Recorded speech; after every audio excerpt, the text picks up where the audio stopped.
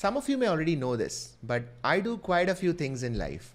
I'm a YouTuber, so I love coming here educating you about brain health. I also create content on Instagram. I write a weekly newsletter. But apart from all this, I am a consultant neurologist. I have my own practice in Mumbai, and I also like traveling. I go scuba diving once every couple of months. So all of these things takes time, and I have learned some things over the years in managing my time and being productive. And the most important thing about being productive is creating the right system, and that requires some tools.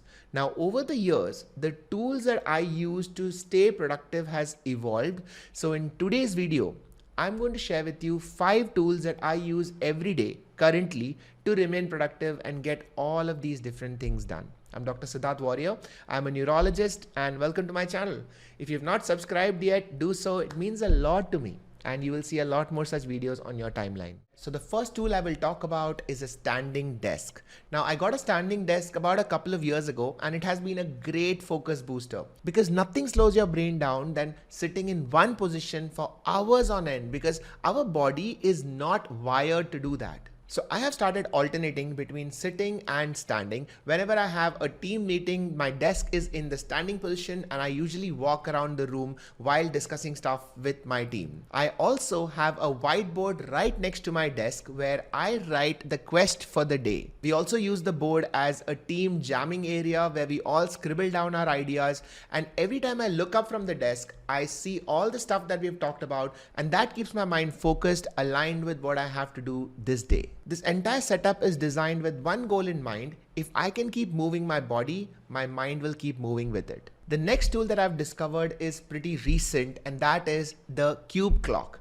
This is a Pomodoro clock that can set a different time in different positions. Now there is a 5-minute, 10-minute, 30 and 60-minute options. Now suppose I have a task that will take around 20 minutes to complete. I will set the timer for 30, keep it in front of me, and now for the next 30 minutes, my attention will be only on the time that is left and the task at hand. And immediately it turns into a game for me whether I can finish this task in this designated time. If I can, great, I've won. If I can't, I will reset the time, add another 10 minutes and see if I can finish it there.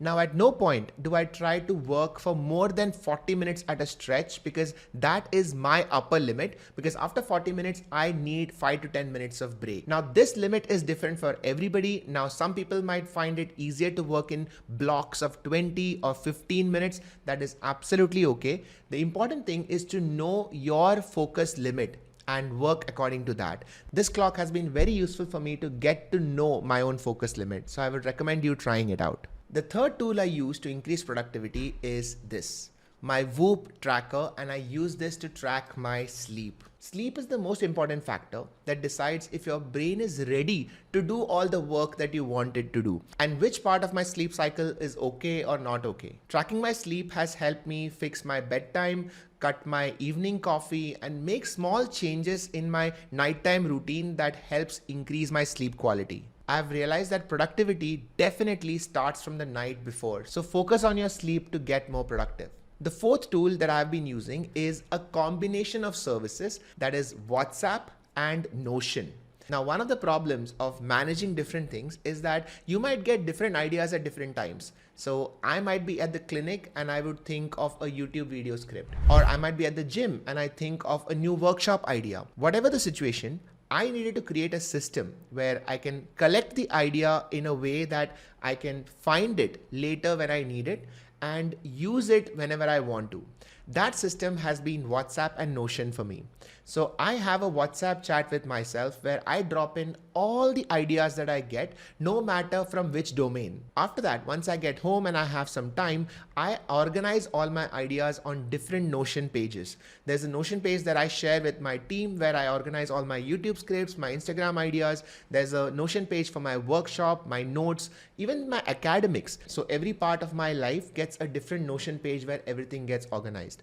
Now this system does take a little bit of time to set up, but once it's set up, it makes life much easier. Because remember, your brain can only carry so much information at a time, and if you are juggling different projects, simply having that extra weight of remembering so many things will add a level of anxiety, which you don't want. So learning to outsource that task of memory and creating a digital brain is extremely important to be productive.